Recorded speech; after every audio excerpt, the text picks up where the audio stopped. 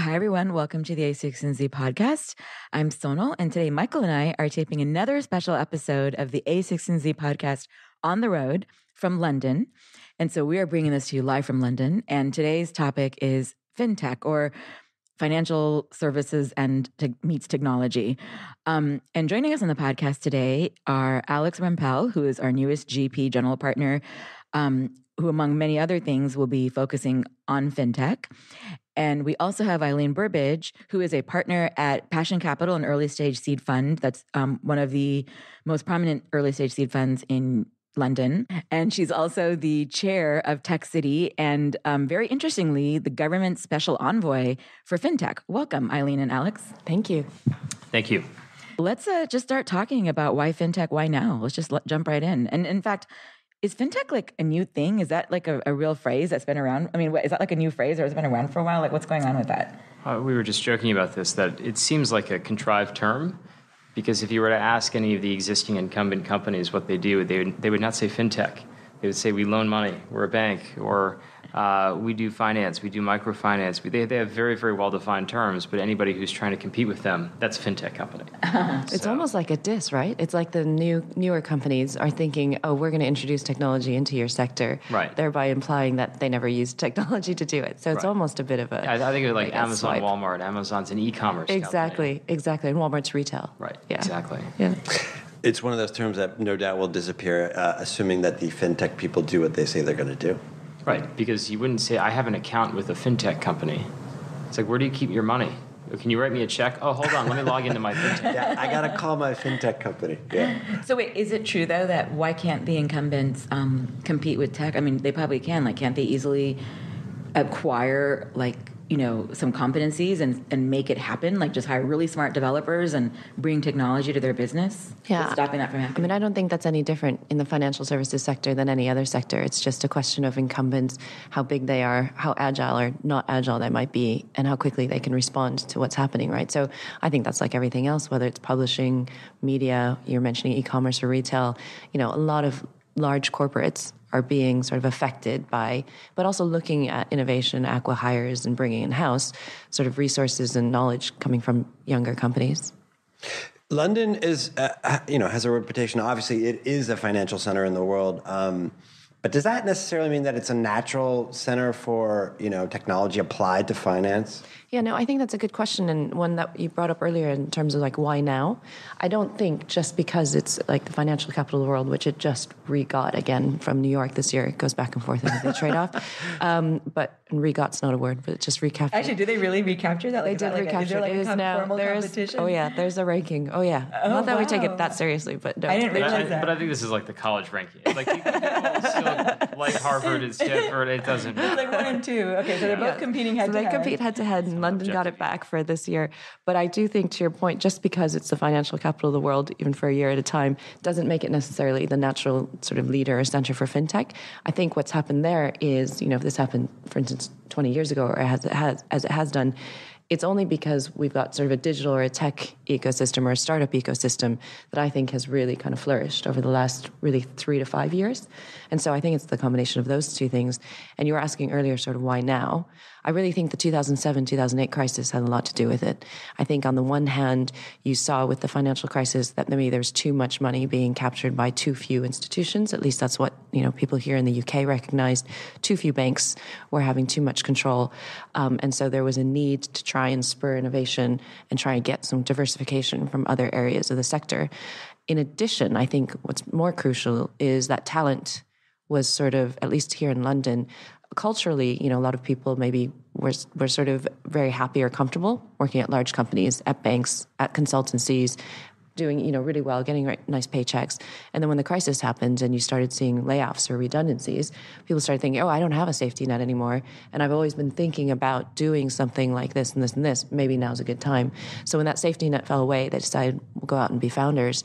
Or this just started with a few or a handful of people. They just started tapping up former coworkers and started setting up startups. This is why, like in the Bay Area, you have a lot of technology companies, but how many technology companies in the Bay Area are going after the oil drilling sector?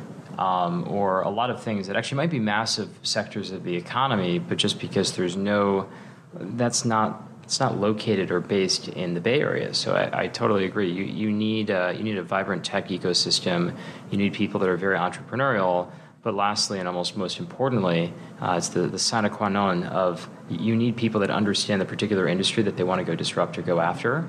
And it's interesting, I've met with a number of people that were senior executives at various UK-based firms where they understand every bit of minutia in terms of how a bank works. And they want to build a new bank. Now, they need this.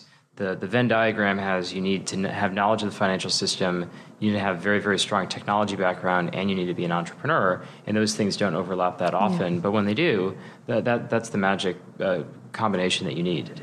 I'd actually add to the Venn diagram. I think there's a fourth element too. I think another thing that makes London so special. So you've got the tech, obviously not at the sort of depth or the sort of heritage of Silicon Valley, but I think the last 3 or 5 years, we've really made some massive strides. But then you've got the financial services like of Wall Street. So it's almost as if we've got Silicon Valley and Wall Street in one place, in one geographical city. But on top of that, and then like you said, the entrepreneurial spirit, which is the third part of your Venn diagram, I'd put in the fourth one, which is policymakers. Or regulators, right? Because it's not almost. We genuinely have the equivalent of like Capitol Hill and lawmakers here also in London. So part of the reason we're chatting so early is I'm going over to number 10 Downing Street later this morning, and you can't really do that. I mean, you can get on a plane from Silicon Valley, but we talk to policymakers who are really interested, and part of my role as whatever envoy for the government for fintech is to try to help the government appreciate what it can actually do to make a difference to help stimulate even more innovation or more entrepreneurs in fintech. So I think actually that's a really crucial part of the Venn diagram. So not only is the encouragement important, but then they actually set policy that helps. So whether it's crowdfunding, peer-to-peer lending, they held early reviews of, the blockchain. The Bank of England did a really big study on it. These kinds of things actually make a difference and I think can kind of grease the skids in terms of what the first three elements of that Venn diagram do. Especially for financial services, because on a panel that we did yesterday, I was talking about if you want to launch Uber or Airbnb or do something of that sort in the sharing economy, sure, you might get your wrist might get tapped with a ruler for being a bad boy if you do this without getting permission. But it's not that big of a deal. Whereas if you say that KYC and AML laws are antiquated and you're not going to follow them, you'll go to prison. KYC? Know your customer. Okay. KYC is know your customer. AML is anti-money laundering. You've got 100 more in the U.S. that you have to follow. So there's something called an OFAC screen, which means it's an Office of Foreign Asset Control to make sure that you're not giving money to a terrorist. There's a known watch list of people that you can't give money to. But you can't just say it's an Excel file and you go check it. There's a whole process for this. So, it's very, very complicated when you're touching money. It's probably only beaten by touching healthcare in terms of the impact that you can have on people's lives, as opposed to, okay, there's a new on-demand food delivery company, and they're not operating within the confines of food delivery law that was established in London in the year 1400. Like, okay, that's not good, but it's not a big deal. Mm-hmm. Whereas you lose somebody's money, you lose their life savings. Or you fund a terrorist. Yeah, or you fund a terrorist. Like, these are bad things, and you do have to follow regulation a lot more closely. So I get the reasons then for the regulation. Clearly, this is another case where it's really important. But Eileen, when you describe the environment in London, and we think about the fact that London and New York are competing head to head for the 1 and 2 spot, so to speak, whether it's objective or not, is it that the government needs to do a better job of setting policy or getting out of the way and relaxing policy? And there seems like there's a quantitative and qualitative difference between those. Yeah, I think it's the balance of the two. And I think actually the UK government has done a great job of balancing the two. A lot of people, and some people started to talk about it, not necessarily as light touch or heavy touch, but as kind of, quote, right touch regulation. And I think that's right. I think the government, it's important to think it's not just that the government's so hugely altruistic and they're just doing whatever entrepreneurs want. There is an economic driver for the government to sort of be supportive or at least watch this ecosystem really carefully. The financial services sector contributes about 150 to 160 billion pounds a year to the UK economy and GDP. It's not something that the government wants to see go away. That's a massive driver for the economy. But at the same time, it recognizes that The banks are in trouble. What happened in 2007, 2008 shouldn't happen again. We had bank bailouts here in this country. And so it's got a vested interest to make sure that the banks kind of stay current or at least get ahead of the game. And it's sort of done things like committed to saying, we're going to approve or grant new licenses for up to 15 challenger banks. That's what, Alex was mentioning. And so doing that really sends a really strong signal. It's not necessarily legislative, but it actually says, listen, we want to see 15 new banks come up in the next year. That's a really big message to both the banks, but also to startups. And it's got the government here sees 300 of the world's banks with their headquarters here in London. We have more American bank headquarters here in London than in New York. So there's just this really thriving, really, really thriving ecosystem. It's like a petri dish, and it makes sense for the government to be really watchful. It's not also just keeping an eye, but it might be looking at things that are outdated. So a lot of laws here in this country have been around for hundreds of years. So like there was some kind of 1400, established in the year 1400. Alex wasn't really joking when he said 1400. No, it's true. Well, Magna Carta is even older than that. Yeah, no, there's a lot of stuff. Something about banking in there. It dates really far back. So there was something that sort of suggested to pay in a check or to deposit a check, you'd have to show a physical representation of a check or, an IOU or a promissory note or whatever. And only about, a couple of years ago, Barclays sort of say, this is stopping us from being able to use mobile apps or digital versions of checks. And it went back to some kind of measure introduced in some 1400 or 1500 measure when the government was, when that was brought to its attention. Obviously, it holds a quick review, but it changes it. There are lots of things that were just developed in a very antiquated analog world that need to be updated, even on the AML side, by the way. So I think it's doing all the right things by examining all of this. Is there we've heard over and over, and it's somewhat bragging, I'll be honest, that Europe and UK in particular are way ahead of the United States in terms of like the consumer side and payments. And like you haven't seen a paper check in decades or something. But what is the customer pull? And I want to know from both sides. I mean, we talk about how the government wants to do this and how clearly as investors, you're very interested in doing it. Is there a different kind of customer pull here because of, what people are used to and how they're used to handling money and versus the United States where maybe the pull isn't as strong? And I don't know if you have any sense of that. It's a really good question. And actually, I haven't thought about it too much. But now that you mention it, I do think there's a big cultural difference. As you were saying the question, I was wondering if, so this is just my hypothesis, I'm not even sure, if the fact that Europe as a continent or, European Union, because there was multi-currency for a while, maybe that made some consumer pull sort of slightly stronger to sort of say, make this easier for me. I'm not 100% sure. That would sort of support things in remittances and foreign exchange. But maybe there was something about, moving faster to chip and pin, cashless payments. We've had the Oyster card network in London for, I don't know, well, ever since I've moved here. I've been here 11 years. It's got to be near 20 years old. What's the Oyster card network? The Oyster card is what you were able to use on the tube, London Underground, or on buses, so basically all public transport. And it was just a contactless card, that you were able to just tag in and tag out for all of your journeys and all your fare. You'd top it up every so often.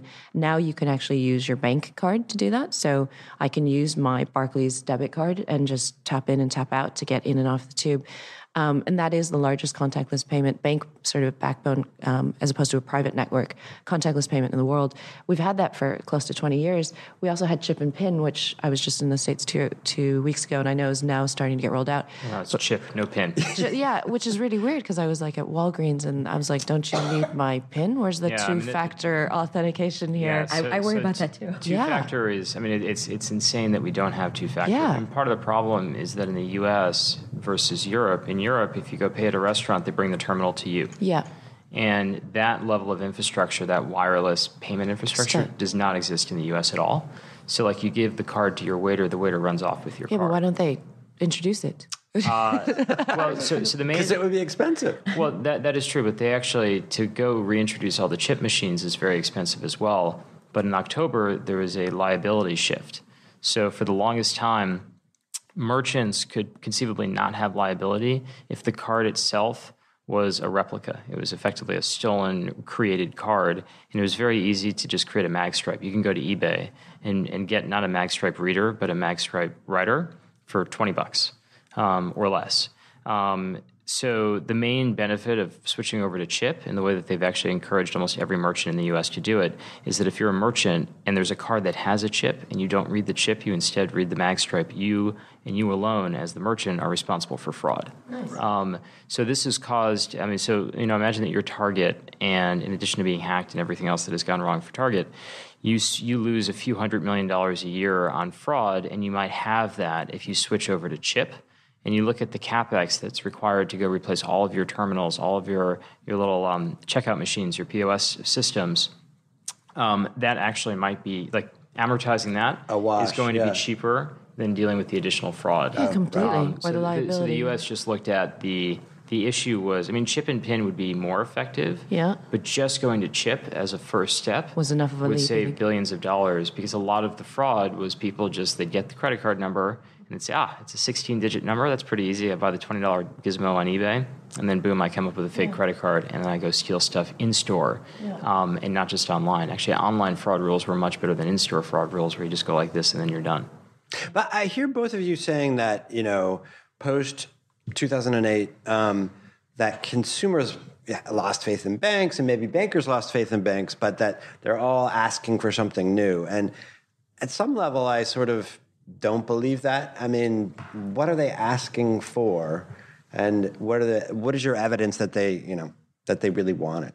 Another quick question to build on that: if the crisis had never happened, I don't buy that that's the primary driver, because it feels like we'd still be in this moment of fintech even if it hadn't happened. Like, there's something coming together. Well, you guys can tell me if we're wrong. They're different things, though, right? So, like, Lending Club is really a bank, and I use this term a lot. And companies like Lending Club are banks, but they're not banks at the same time, because think back to when Gmail came out. So Gmail comes out in 2004, April 1st, 2004. People thought it was an April Fool's joke. And they give you a gigabyte of space, and everybody else gave you 10 megabytes. Right. So it's very, very hard to change your email. Very hard. Because you have to tell people, don't contact me here. And then, of course, Yahoo, AOL, Hotmail, the big incumbent mail providers did not make it easy. So if you wanted to have an auto-response message saying, I'm not using this email anymore, please email me over here, AOL would not allow that. Very smart of them, right? Because they wouldn't want you to switch. But Gmail just said, we recognize that it is a royal pain in the butt to go change your email. We're going to make it objectively 100 times better. Like, right. All the storage. Yeah. Add 2 zeros to the end of the 10 megabytes. And even if Yahoo wanted to do that, Yahoo had a revenue stream that was required. You had to pay $20 a year to get Yahoo Mail Plus, where you got, I think, 100 megabytes. And B, so they have to get rid of that and cannibalize their own sales. And then B, which is almost more problematic, they didn't have the computational capacity to go give 100 million people 1 gigabyte of space. That's a massive amount of memory and servers to have that stored redundantly. So they just couldn't do it. And that was enough. And even with that, it took, 10 years for Gmail to get even close to the number of Yahoo Mail accounts, despite being 100 times better. And Yahoo eventually caught up. And I'd say the same thing is really true for banking, which is I have a bank account. It stores my money. If somebody, how is somebody 100 times better than that? To give 100 times better interest rate, that's very challenging. Right. Because if I'm getting 1%, which I'm not, but let's just say I could get 1% somewhere, nobody's going to give me 100%. Right. So what you do see is when the pain point is a little bit stronger, like lending marketplaces, again, in the same way that somebody's not looking for a fintech company, somebody's not looking for a lending marketplace, somebody says, wow, I'm in debt and I'm paying 19% interest to my credit card. A friend or an app like Credit Karma told me that I can save a lot of money if I go sign up for Lending Club and refinance my debt. Or I just graduated from school and wow, I have a lot of student debt.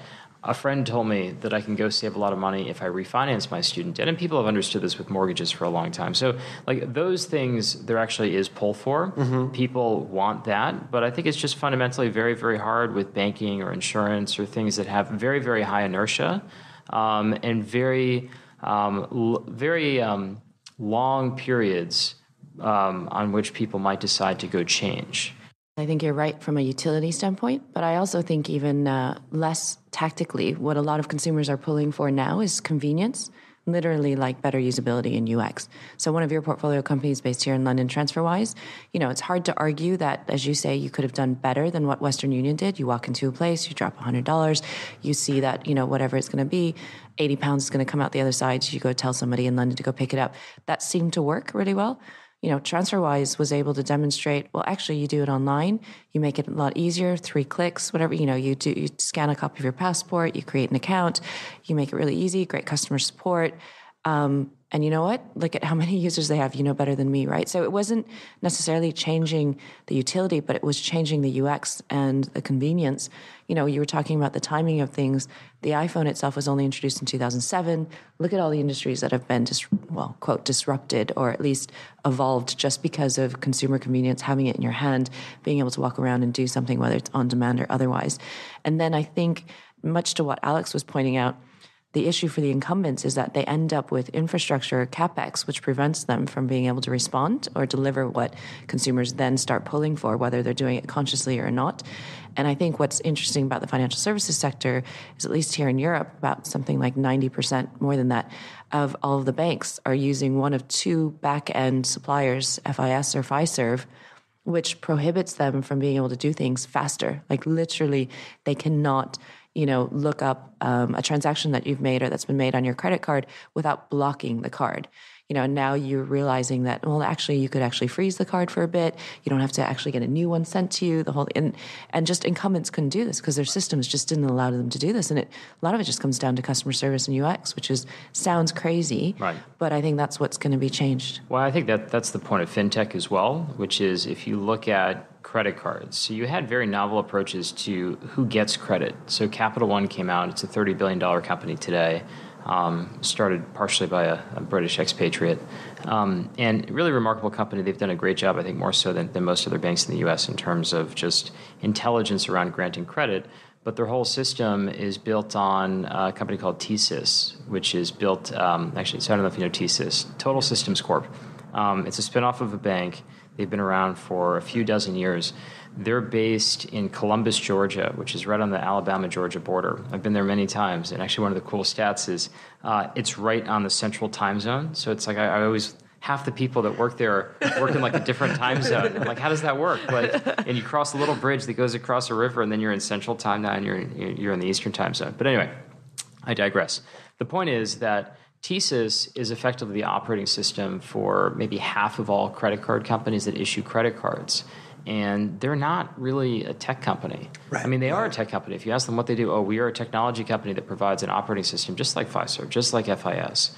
But these companies, this is the infrastructure that if you're starting a bank from scratch, if you're starting a credit card company from scratch, you're much better served if you want speed to market and just to have something that's like everything else out there, you use one of those guys. Just like if you're a community bank, you don't build your own thing. You use Digital Insight or Jack Henry or one of these other services that says, okay, you're a 5-person bank, you can have an app, you can have a website because you need that. If you're Chase and you have 250,000 people, you'll build your own. But there's a lot of legacy code that dates back to the 1950s there. So I think that's the opportunity. But that in and of itself is not enough. You can't have a solution in search of a problem. Like just saying, okay, we've got a new bank and it's tech-enabled, and instead of getting 2 basis points of interest on I learned that a checking account is called a current account. Nice. So I know garage, boot, lift, flat, and current account. I'm nice. Totally British, and I'm going back tomorrow. Going native. You've gone Madonna exactly. on us, Alex. I can't believe it. Exactly. So, you're getting, in the U.S., it's about 1 basis point on a checking account.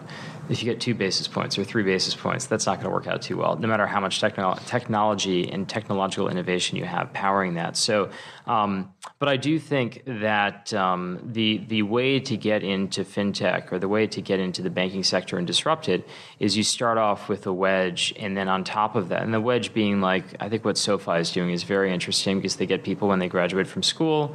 You graduate from school, and we have no investment in SoFi, so this is a genuine admiration for what they've built here.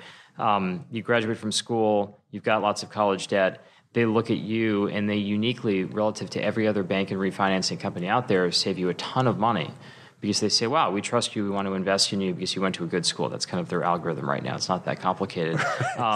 Now I go get a mortgage with them. I go get a checking account with them. I go get a credit card. And ideally, if they do all of those things and they really do become a tech company and not just a refinance company, because doing mortgage refinance, there's not that much work involved with mortgage refinance. That's not technology. The underwriting might have some technology around it, but I think there's a big opportunity, and this is what we're doing with Affirm as well, which is, can we reinvent all of that stuff? But just reinventing it is not enough. I mean, this is the quote that I use around the office all the time, which is, the battle between the incumbent and the startup comes down to whether the incumbent gets innovation before the startup gets distribution.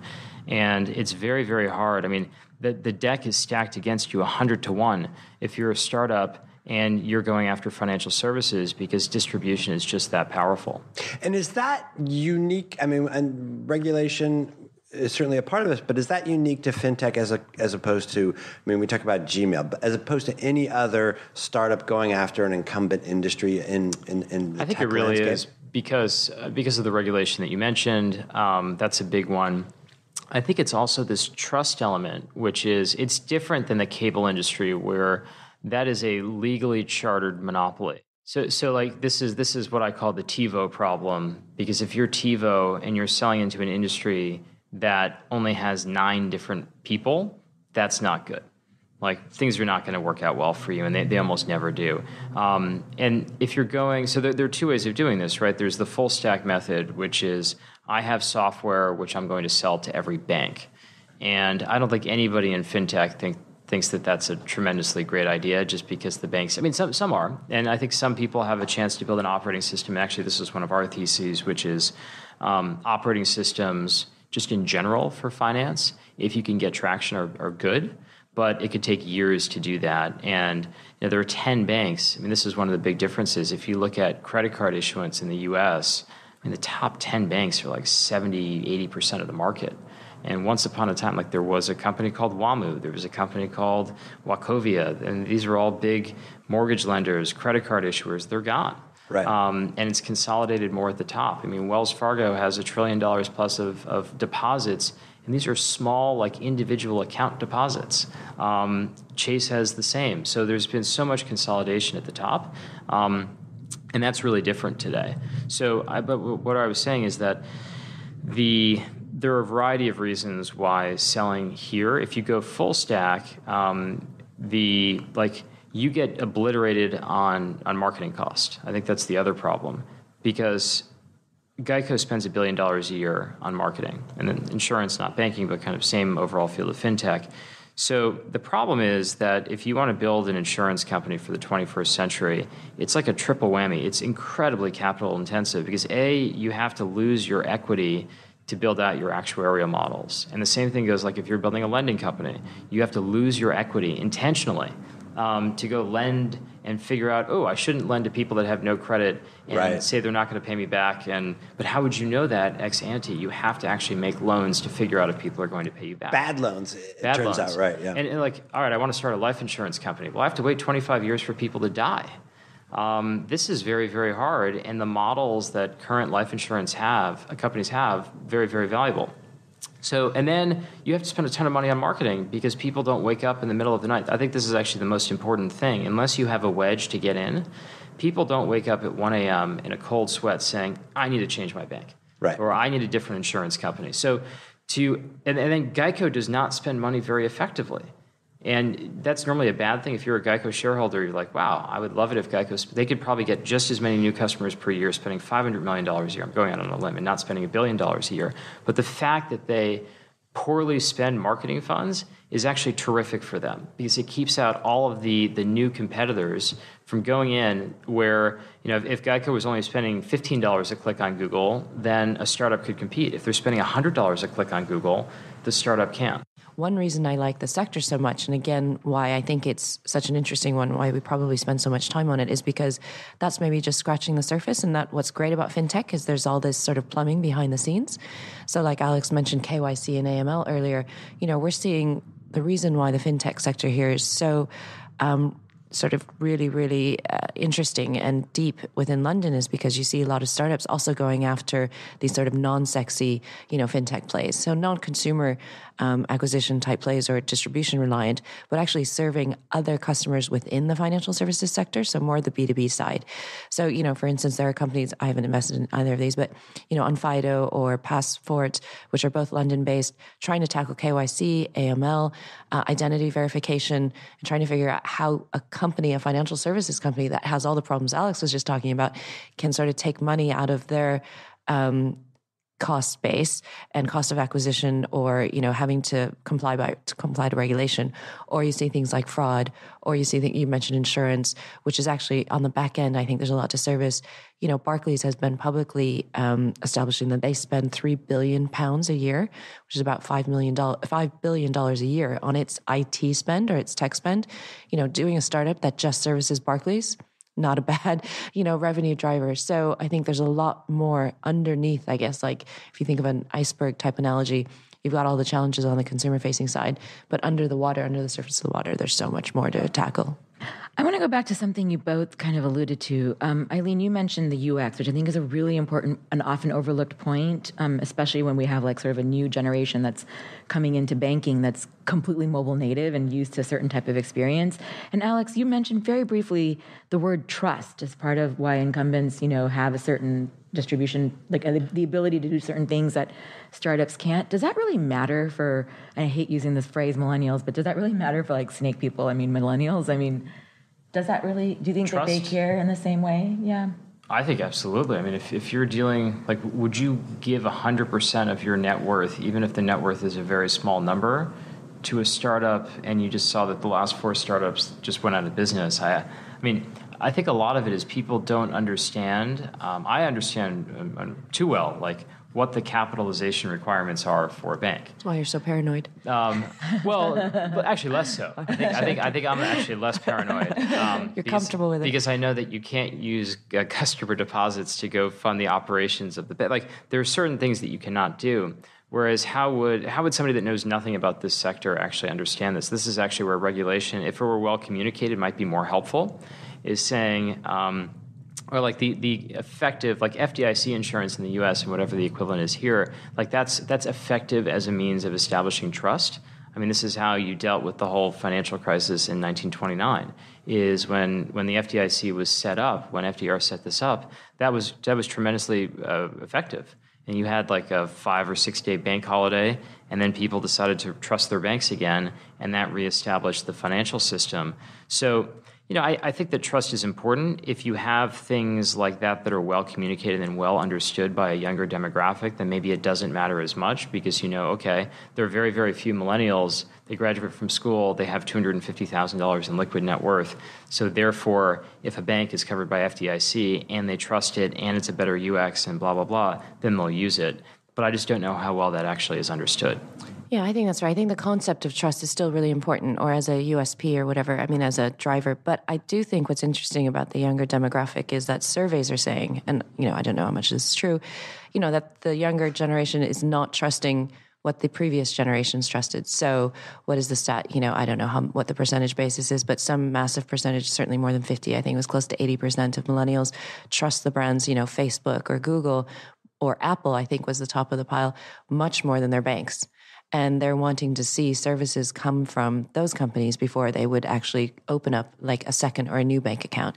And so then I think what's interesting, and we think about this when we're investing in some of the fintech startups, is your exit opportunities, aside from staying independent and maybe going public or whatever, is potentially on the buyout side. You may not be selling to a bank. You might be selling to Facebook. You might be selling to Amazon. You might be selling to Google as they try to expand what they offer in terms of, and they're not going to call it financial services or fintech. They're just going to talk about, it was like in-app purchases or whatever, or it's, gaming, sort of gaming up or bulking up your purchases. And they're going to look at ways to reduce friction on what they have to manage with money and transactions on their systems. I actually personally believe, I'm not an expert in this space by any means, but I actually personally believe that all the sort of stealth players that have these sort of shadow payment systems where you're giving them your credit card, like Lyft and Uber. And I always think to myself, like, God, I wish I could just like use that to buy everything in the world without even having to pull out my credit card iTunes, ever. Right? Like iTunes had more credit card numbers than any other network for the longest time. Or Alibaba, I think, is like one of the biggest threats, not threats, with but also Alipay, opportunities, right? In terms of how many people actually make purchasing decisions and have their payment details with that company. Right. We actually published a very in-depth primer on WeChat. And one of the most fascinating things is how the messaging into all the services became sort of having the credit card allowed all this traction for all these other cross purchases to happen. It's just incredible. It's a new wallet, right? Right. Yeah, I mean, well, two things on that. I think it's really interesting. I think part of the reason why millennials don't trust their bank is, I don't think this is unique to banking, but like the larger the company and the less product driven it is, the more the innovation is around like, how do we charge more? So you hire McKinsey. McKinsey comes in and says, ooh, if you charge a late fee, you can make an extra $4 billion a year. Ooh, that sounds great. Or Comcast in the US is about to roll out, if you use more than 300 gigabytes of bandwidth per month, there's an additional fee. That's their innovation of the year. They didn't build anything new. People love Comcast already. So exactly, but I think banks have done a tremendous, and I mean this in a very sarcastic way, but banks have done a tremendous job of layering on new fees and doing things that are not transparent, where again the service rendered is totally disconnected from the fee structure that's actually foisted upon the consumer, and consumers don't like that. And Apple, there's no gotcha on an Apple product. I mean, the only gotcha is like, damn, I wish my iPhone battery lasted more than a year, and I have to buy a new iPhone to get a new battery. But it's not like, ooh, like after 90 days of using your iPhone, it will only continue to work if you pay this special fee. And that's a lot of stuff that people have found to be very prevalent with banking. So I think that's part of the reason why they're not very popular. On the point of, I think it's a very interesting topic that we were just mentioning, and it actually came up with you talking about the Oyster card. I mean, so the largest metropolitan area in the entire world is Tokyo. So Tokyo as a city proper is not as big, but like the Tokyo metropolitan area is almost 50 million people, and everybody has what's called a Suica card, which is kind of like an Oyster card here, and it works through all the different public transportation systems, but it also works in every vending machine. It's like I'm incredibly bearish on any startup that says we're going to build a new payment system, because it doesn't work that way. Like these things they start organically and then they expand out concentrically. Dating back to Bank Americard, which became Visa in Fresno, California, it started off in a very small town and then just expanded concentrically outward. But I think you do have a number of interesting, like some of the larger companies that are not financial services companies at all, whether it is like if Oyster wanted to become a payment card in London, enough people have that, at least on one side of the distribution for consumers, where you could get merchants to do it. The thing that's very, very interesting in my mind about payments right now is everybody hates Visa and MasterCard. I mean, pretty much every merchant, now the issuing banks don't like them either. Like nobody likes them because they're making all of this money. I mean, the fact that Visa Europe is selling to Visa is a big, big windfall for UK and EU-based banks, and they kind of need that capital right now. But the reason why I mention this is for merchants to switch people out of their current habits of using a payment card. They have to pay the consumer effectively more as a bribe to get them to change, because it's very hard to change behavior, than the fees that they currently pay the credit card companies. So you have all these merchants in the US that are saying, okay, we don't like Visa, we don't like MasterCard, we're paying 2% in fees. I know, we're going to switch people to use our own card. Oh, wait, they won't do that on their own? We have to give them 5% cash back, which is, of course, more expensive than the 2% that they're paying right now. Whereas in Europe, this is another thing that I think is going to force a lot more innovation. So what's happening in Europe right now is there's a European mandate on interchange, which is reducing debit interchange to 20 basis points and credit interchange to, I believe, 40 basis points. So all rewards on all credit cards are gone. They are effectively terminated. Because who pays for your miles or your Amazon points or your cash back? Well, it's actually the merchant. And that 2% fee, half of it is going back to you as a consumer on your rewards card. In Europe, that's gone. In Australia, that's gone. So that's another thing that people in the U.S. are not aware of. I think it's going to happen in the U.S. eventually. But in Europe, it's going to trigger, I think, a little bit more of a, who can give me a card that actually offers a reward? And it's probably not going to be a big bank. I think actually this is a major opportunity for a lot of startups to come in, because as a consumer right now, you don't get rewards on a card. you want to get rewards on a card. It's triggering a shift. I was checking Google Trends in Europe for like credit card searches, and they are ticking up, which is abnormal. Like, why would people wake up and say, I want a new credit card? A lot of it is that they got a letter from their bank this summer saying your rewards program is terminated. I mean, it also sort of suggests that a company like Amazon, which could afford and would benefit from like keeping you within the Amazonian financial system, could offer something like that. I mean, Amazon already kind of is. Like, to me, it's exactly like the way I use Lyft and Uber. I buy everything on Amazon because they have everything conveniently. I don't have to even think about it. Right. I mean, it's, in my head, it is a payment system. I'm wondering, gets to the subject of trust, but we were talking about countries and economies where there is solid infrastructure, where there is, choice. But like, it makes me think of Argentina, where like all of a sudden, my life savings is sort of frozen in my bank account and the peso's been devalued, or China, where they devalue the yuan and or the renminbi, and I freak out. Do those kinds of situations where really kind of if I wanted to invent a financial system in Argentina, people sort of were doing it on the fly for themselves, do they give us any indication or clues as to where some of this all might go? I mean, I think those are different. There are different motivations for those markets. Like, I think the lack of infrastructure and the fact that they sort of leapfrog, or they kind of take every other step that we might see the US or the UK or Europe take, is really quite interesting, because like all those markets you talk about, what's probably driving a lot of maybe innovation on traditional financial services is the fact that the largest parts of the population didn't have access to it. So it's all about inclusion. It's about access. It's about, the fact that they didn't necessarily have 10, 15 years of like broadband and desktops or laptops in their homes to start and do online banking in the way that, Americans have been used to for doing online bill pay for, 20 years. They just started doing micropayments, as we call them now, but person-to-person payments on their mobile phones. Like you look at M-Pesa in Kenya, or you look at what's happened in India. They've had 190 million people open up bank accounts in the last 4 years, but those aren't bank accounts like we get at Wells Fargo. They're bank accounts that they're going to access through their mobile phones, because they now have more mobile phones and mobile subscribers than they do, people with a national identity card, that kind of thing. So you have a different set of problems, I think. I do think there's stuff we can learn. It'll be a question, though, of whether or not everyone is keeping up with everybody else, or, as I was saying, you leapfrog and you actually have sort of every other point of innovation gets achieved in a certain market, or an emerging market, as I guess we would call it, versus what we would see here. And if we're going to then leapfrog and go to the next stage, or how that works, I think you're just going to have different types of use cases. I think my wallet is happier for this discussion in the sense of like it has something to look forward to. So you're not a millennial. I just want to make that really clear to everybody in this room and on the listeners of the podcast. Yeah. It's how you feel. I have trust. I have hope in this fintech thing, although I think we have to lose the name. You want a better bank. I want a better bank. Fintech company. On that note, we will never say fintech again. Alex, Eileen, thank you guys so much. Thank you. Thank you.